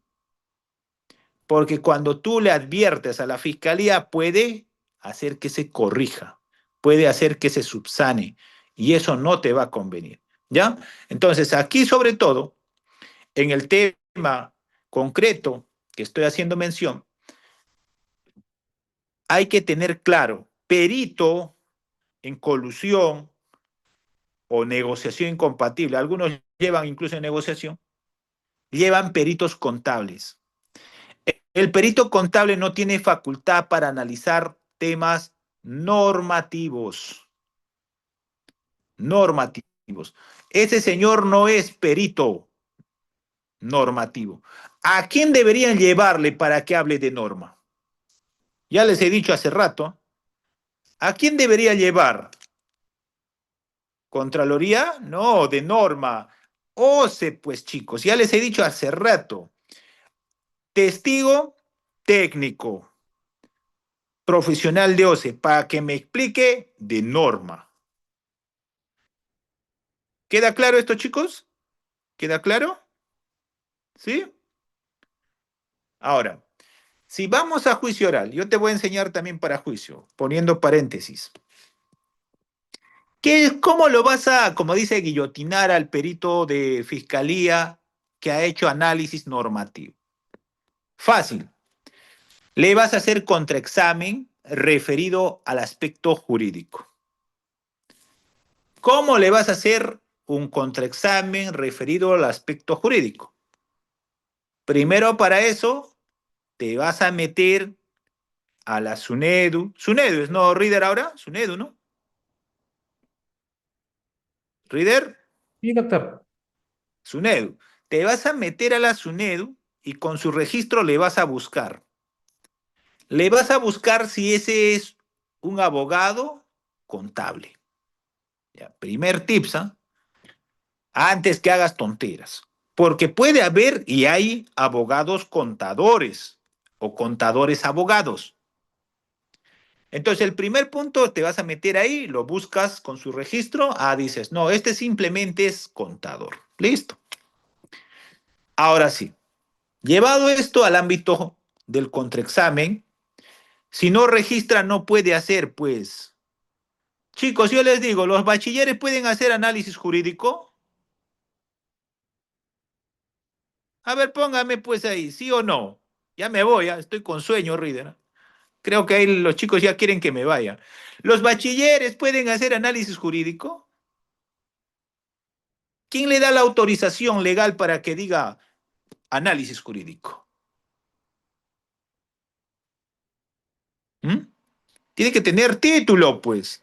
Y el que no tiene título no puede decir, oiga, yo soy abogado y por tanto interpreto la norma. Podrá ser, como dice mi asistente, mi colaborador, pero su nivel de interpretación yo le podría cuestionar, ¿ya? Pero yo le estoy poniendo como un tip chiquito nomás, si quieren háganlo, si no, no. Pero yo lo he hecho varias veces. Ustedes se van a ir por ese tema, chiquita nada más, te estoy diciendo solamente, si el perito contable analiza ley de contratación, si abajo todavía pone como gran jurista, ha infringido el artículo A, B, C, D. ¿Han visto o no? A ver, póngame ahí, ¿sí o no? ¿Han visto o no abajo? Abajo todavía pone, ha infringido el artículo tal. ¿Qué? ¿Qué es este mamarracho de informe? Ahí le vas a decir, a ver, señor X, ¿usted es abogado, sí o no? Pero te estoy diciendo previamente que lo que tienes que hacer es buscar en la SUNEDU, chequearlo bien. No, ¿cierto? Usted no es abogado. Muy bien. Es cierto. Entonces, sin ser abogado, usted hace interpretación normativa, ¿verdad? Sí. Y su facultad de usted para este caso en concreto no estaba referido a hacer el análisis normativo, ¿verdad? No. Entonces su informe no es un informe técnico científico, ¿cierto? Ya lo estás destrozando en una. Y el otro punto para los contables. Yo les pregunto, ¿la matemática puede ser uno más 2 5? ¿La matemática puede ser uno más 2 más 5? No, ¿cierto? La otra clave para los contables es que tienes que buscarle un margen de error. ¿Sabes o no esto? El perito contable me dice este es el daño, el perjuicio económico. Lo que yo le voy a decir en pocas palabras es, señor perito, ¿y cuál es el margen de error de su informe pericial?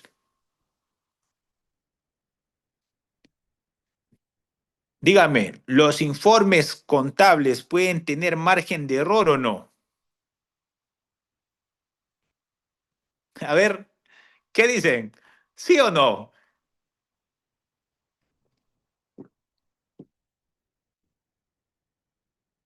A ver, los leo. Si usted le pregunta al perito contable, estamos hablando de colusión, ¿ah? Donde van a presentar a la fiscalía su perito. Si yo le digo, a ver, perito, ¿cuál es el margen de error de su informe pericial. ¿Y por qué les digo esto? Porque el margen de error tiene que ver con uso de instrumentos. Si el perito utilizó instrumentos, sí puede existir margen de error. Pero lo que tiene que mencionar es que ese margen de error no es significativo, que no hace variar el resultado. Claro, si tú no lo sabes preguntar, te va a decir, esto es lo que sale. Muy bien. Entonces, en este tema en concreto de colusión, va a ser clave sobre todo el interrogatorio también a los peritos. Y te vas a topar con peritos contables financieros, peritos ingenieros civiles y de acuerdo al tipo de proceso que se ha llevado a cabo. Nosotros estamos poniendo lo más básico, donde participa un perito contable, un perito ingeniero. Muy bien. Listo. La finalidad, chicos, del informe contable en un tema de colusión será establecer el perjuicio económico concreto. Muy bien. Corremos, Reader, a ver cómo voy con el tiempo. A ver. Siguiente. Vámonos a peculado. Ya peculado. No va a faltar tiempo. Estas clases van a tener ustedes con otros profesores. Seguramente les va a dar algunas experiencias más. Ahora, en el peculado existen varias modalidades. Yo ya no voy a hablar de la descripción legal. Simplemente voy a mencionar tema de peculado doloso, que es el más común. El peculado tiene, así como en colusión, su corazoncito así, ¿no? Así les gusta poner, ¿no? A ver, póngame así, ¿no? A ver, así se pone, ¿no? Su corazoncito. En colusión, ¿cuál era su corazoncito? Concertación. Y en el peculado, ¿qué va a hacer? ¿Qué va a hacer esto? La apropiación. ¿Ya? La apropiación. ¿Me están viendo o no, chicos, ahí? A ver, ¿sí? ¿Me están viendo o no? ¿Sí? ¿Qué va a hacer en la colusión? Concertación, concertación. Colusión simple. Si es colusión agravada, concertación más defraudación. Negociación incompatible va a ser interés indebido. Y en el tema en concreto de peculado, la apropiación. Ahí están viendo, ¿no? Un ejemplo. Si un determinado rector dentro de la universidad se está llevando un cheque de $1.000.000 y de pronto el personal de seguridad en la puerta le dice, a ver, señor rector, abra su maletín y le encuentra el cheque de $1.000.000. La pregunta es, ¿el delito está consumado o no? A ver, si le encuentra en la puerta, no he dicho fuera de la puerta, estoy diciendo en la puerta, que todavía pertenece al área de la universidad. ¿El delito está consumado o no? No. Pero si el rector sale de la puerta, da 50 centímetros de paso fuera del ámbito, del área de la universidad, y el personal de seguridad le dice, a ver, un ratito, rector, muéstrame tu morral, y le encuentra el cheque, el delito está consumado. Mientras el bien esté dentro del patrimonio del Estado, el patrimonio del Estado sería toda esa área, ahí no va a haber delito.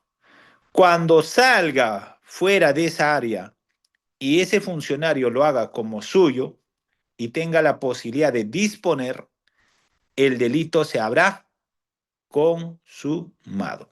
Y aquí vuelvo a mencionar, para el tema del peculado, tienen que cumplirse ciertos requisitos. Funcionario o servidor público, relación funcional en administración, custodia o percepción. Además, la apropiación para sí o para otro. Esa es la primera modalidad. Pero hay otro tipo de peculado, donde no es necesario tener el bien, que viene a ser la libre disponibilidad. ¿Qué quiere decir esto? Que también un funcionario puede cometer delito de peculado sin necesidad de llevarse la plata o el cheque. Esta puede darse sobre todo cuando este funcionario teniendo estas facultades de administración o custodia, o realiza la disponibilidad jurídica. Ejemplo, si yo soy rector de una universidad pública y de pronto digo, a partir de mañana, todos los profesores de esta universidad van a tener un incremento de haberes de 100 soles y saco una resolución rectoral que mañana se va a materializar, el delito estoy cometiendo bajo esa figura de disponibilidad jurídica. Y esto, un comentario aparte. En este tipo de delitos, de peculado, sobre todo referido a universidades, hay que hacer lo siguiente.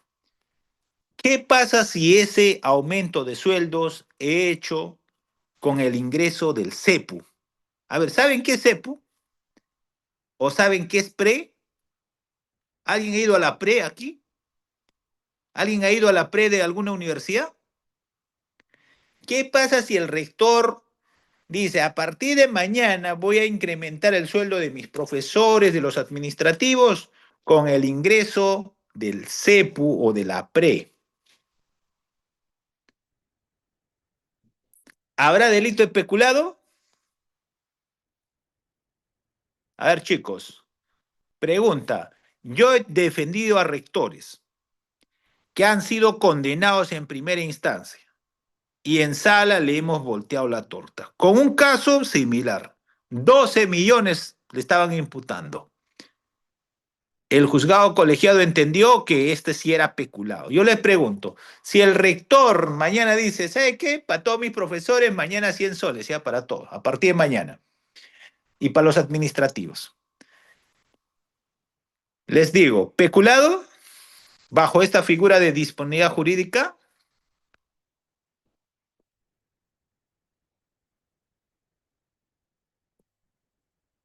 la clave. ¿Quieren ver la clave cuál es?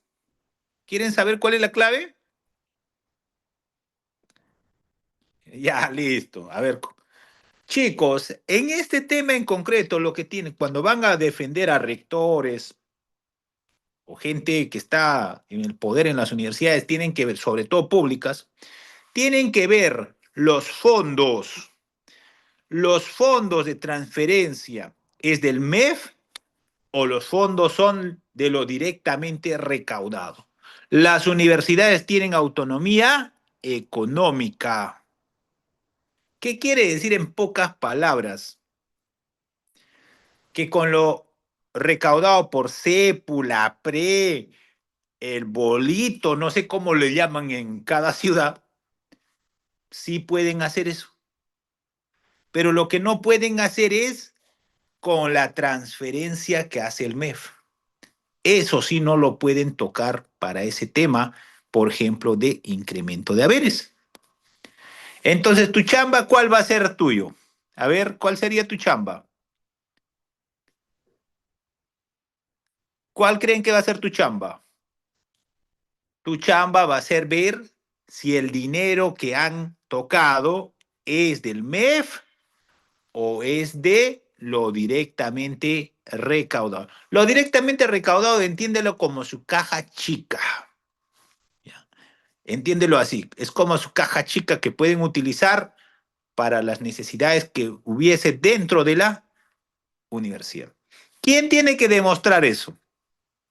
¿Quién tiene que demostrar si es transferencia del MEF o lo directamente recaudado por la universidad? ¿Quién tiene que? ¿Yo tengo que demostrar? Chicos, yo me voy a dormir si me dicen que yo tengo que demostrar, ¿ah? Tienen que demostrarme fiscalía, pues. ¿Ya? Fiscalía tiene que demostrarme que esa plata de la transferencia X, el rector ha hecho la disponibilidad jurídica para que se le aumente a todos sus profesores. Lo que yo tendría que hacer en este caso en concreto es, como abogado sobre todo, establecer que la universidad capta fondos. Tiene la PRE, tiene la A, tiene su, no sé, su campo deportivo, tiene su coliseo. Por ejemplo, San Marcos tiene un estadio donde se presentan artistas o no. Esa plata que ingresa por alquiler del estadio, por los conciertos, podrían utilizar para mejorar, por ejemplo, como un incentivo para los profesores administrativos? Claro que sí. Entonces, en ese delito de peculado que les estoy diciendo, bajo esta figura de la disponibilidad jurídica, hay que ver si esa disponibilidad jurídica se ha dado sobre un bien público, sobre todo transferencia directa, si es universidad, o es de lo directamente recaudado. ¿Ya? Y en ese caso que le estaba diciendo, a mis ex clientes le habían condenado 8 años. Todos estaban asustados, pero no sé hasta dónde, porque yo dije, de acá se van a Chayapalca. ¿Por qué?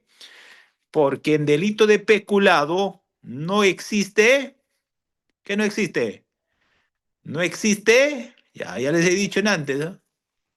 No existe beneficios penitenciarios. Te vas a comer enterito. Ya, así es. No existe beneficio penitenciario. Así que, en este caso en concreto, ya lo habían sentenciado en primera instancia. Y en sala, ¿qué le hemos demostrado? Lo que les estoy diciendo.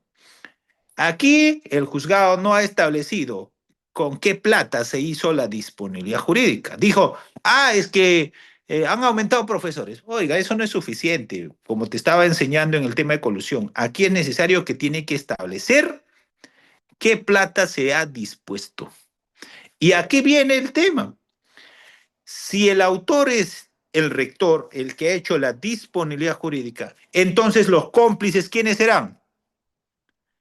¿Quiénes serán cómplices? Todos los que recibieron la plata, pues. Y en una universidad había 5.000 entre trabajadores y... Yo decía, ¿y por qué estamos acá con 8 gatos? ¿Por qué no estamos en el estadio?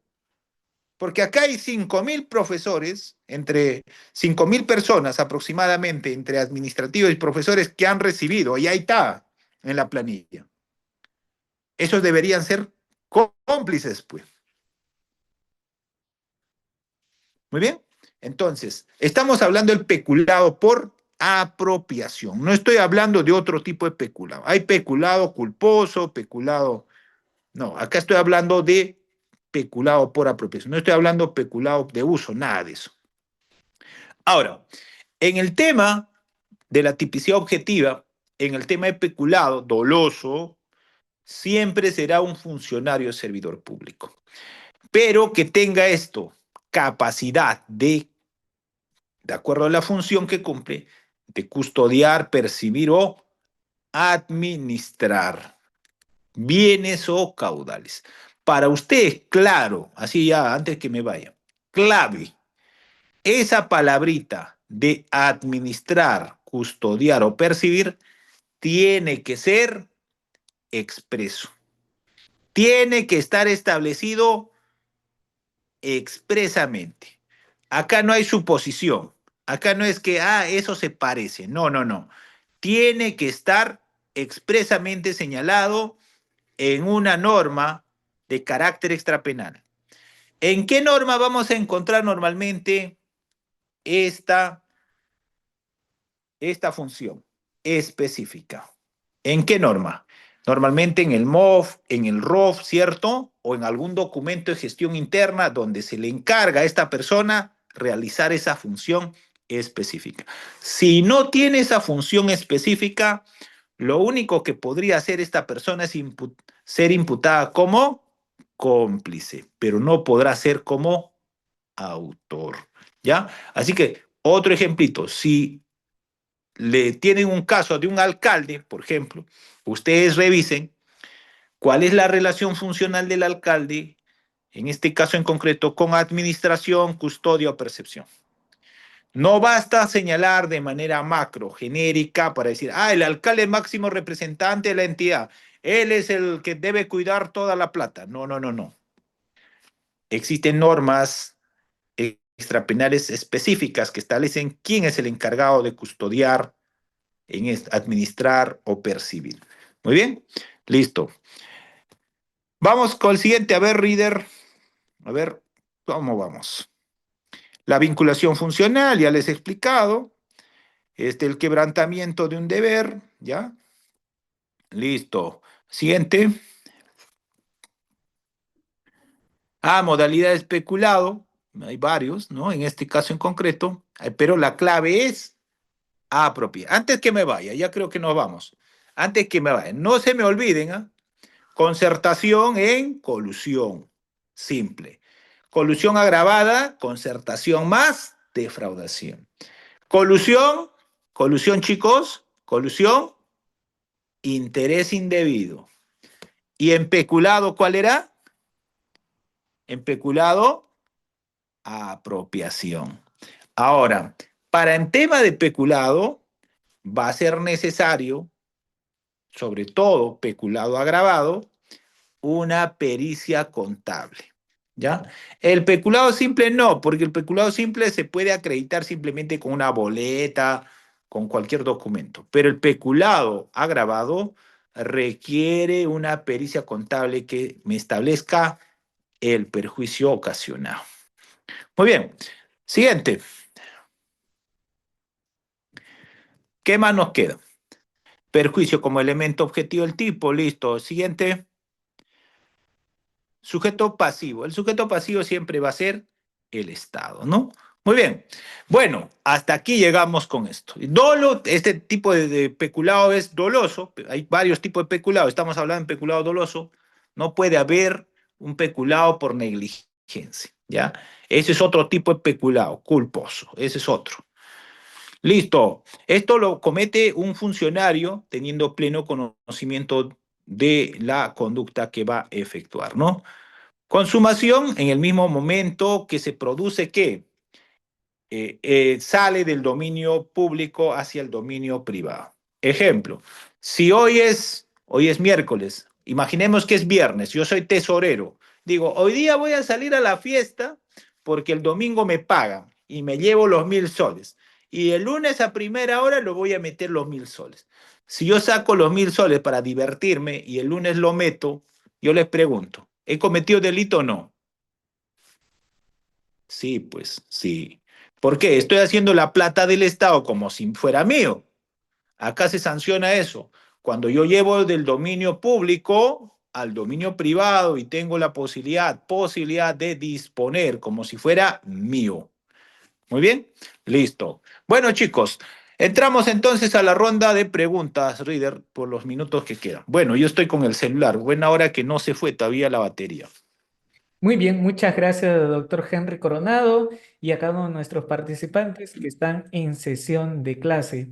Doctor, antes de pasar a la ronda de preguntas y agradecido por su brillante exposición, doctor, ¿por qué inscribirme en el diplomado especializado en delitos contra la administración pública, lavado de activos y extinción de dominio, teniendo 16 clases y además con muy buenos docentes como usted, también el doctor Fidel Rojas Vargas, el doctor Fernando Iqueara, el doctor Héctor Flores, que ve temas de corrupción, la doctora Carmen Sudario y entre otros docentes? Gracias, doctor.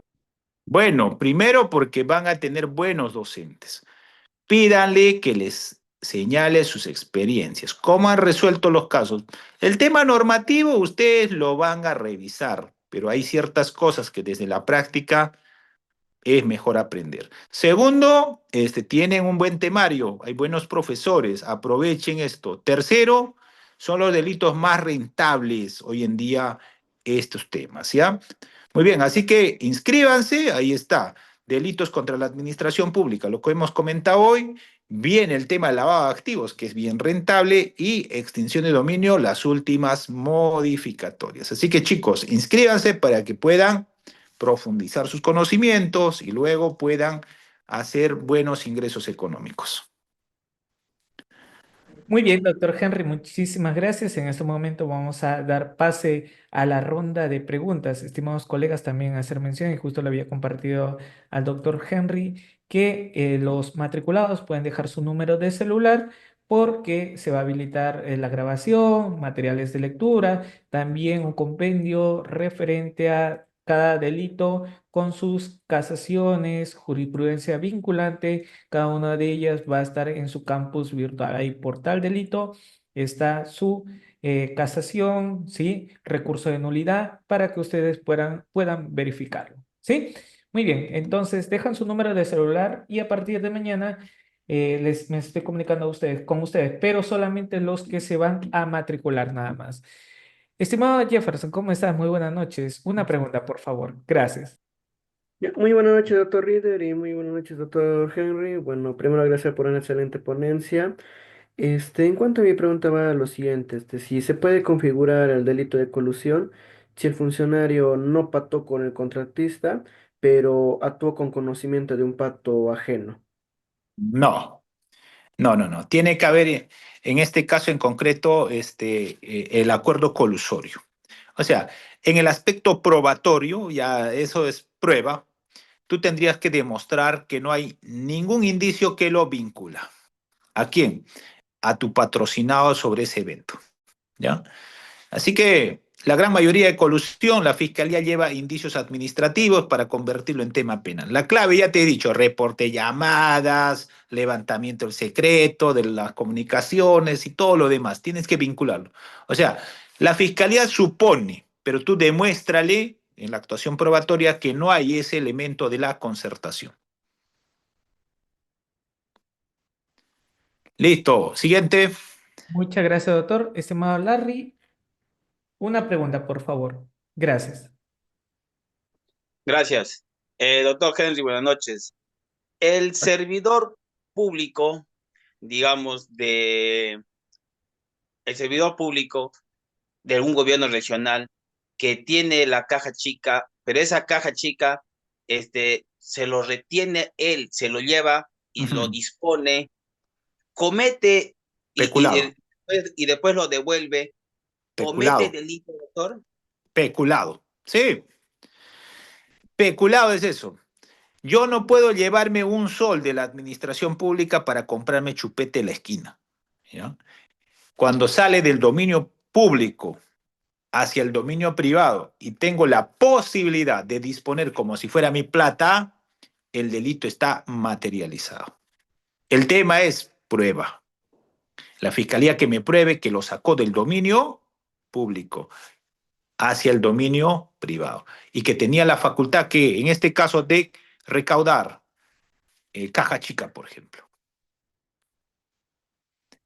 Usar bienes como vehículo, ese es otro tipo de peculado, peculado de uso. En peculado de uso, poniendo un paréntesis, es no desaparece el bien. En peculado de uso me voy a la playa con mi esposa, me baño, bacán, luego lo vuelvo a la camioneta de la municipalidad.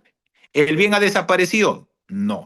En cambio, en el peculado doloso, es que el bien ya no vuelve.